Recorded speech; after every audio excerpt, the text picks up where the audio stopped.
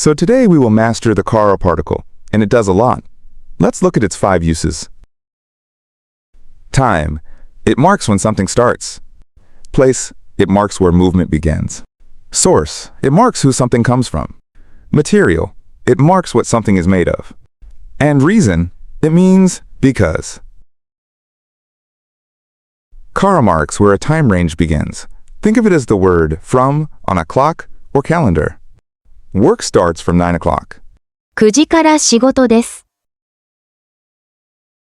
I'll be off from Monday. 月曜日から休みます。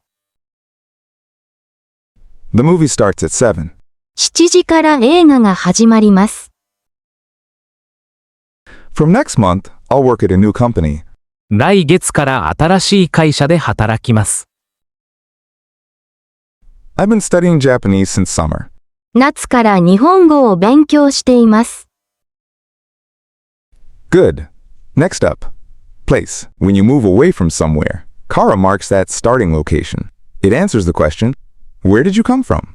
I came from Tokyo. 東京から来ました。I'll walk from home. 家から歩きます。I'll go from the airport by taxi. 空港からタクシーで行きます。It's close to school. 学校から近いです。The wind is blowing from the south. 南から風が吹いています。Next. Source. When you receive something or hear something, kara marks who or what it came from. The flow is always toward you. I got a present from my friend.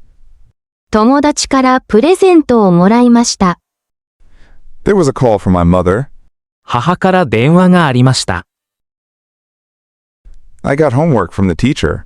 先生から宿題をもらいました。A letter came from her. 彼女から手紙が来ました。I learned it from the newspaper. 新聞から知りました。Now, material. When something is made out of a raw ingredient, kara marks that ingredient.